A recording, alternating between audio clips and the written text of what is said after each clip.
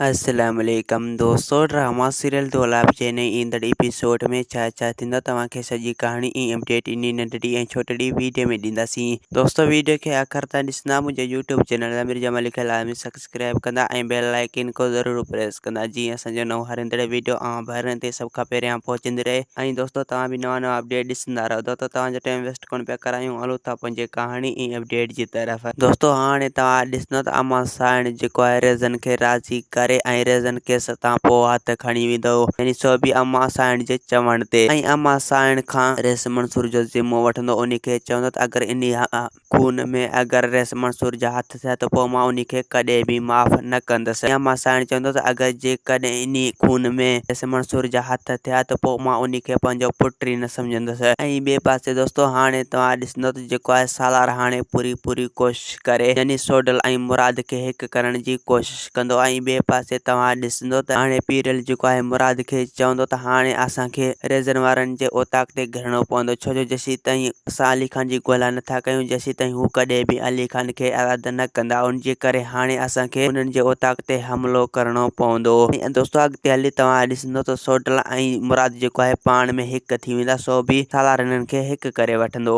ऐं ॿिए पासे दोस्तों, हाणे तव्हां ॾिसंदो त कमदार मोलू जेको आहे उहा जुमे जी सॼी ॼाण रेज़न ऐं ककर वारनि खे ॿुधाए छॾींदो। पोइ रेज़न ऐं ककर वारा यानी मिठू वारनि जे घर वञी ऐं पोइ हुतां जुमे खे अगवा करे खणी ईंदा ऐं पोइ जुमे खां सभु सचियूं कराए हुनखे पोइ छॾींदा। ऐं जुमो हिननि खे चवंदो त हिकिड़ो हयो कार में हमरा जंहिंजा वार थोरा वॾा हुया, यानी कुंज खे उहो खणी वियो। पोइ इन ॾस पते सां पोइ रेज़न ऐं ककर वारा पोइ रुस्तम खान वटि हलियो वेंदा ऐं पोइ उन सां सिधियूं ॻाल्हियूं कंदा, यानी उन खे चवंदा त तूं असांजी छोकिरी कुंज असांजे हवाले कर। रुस्तम चवंदा जेसीं ताईं तव्हां छोकिरी जो ज़िम्मो नथा खयो, जेसीं ताईं मां तव्हांजे हवाले कॾहिं बि छोकिरी न कंदसि। दोस्तों, असांखे ॾींदा हाणे इजाज़त, वरी तव्हां सां मिलंदासीं के नई ईंदड़ वीडियो में। जेसीं ताईं पंहिंजो ख़्यालु रखंदा। ख़ुदा हाफ़िज़।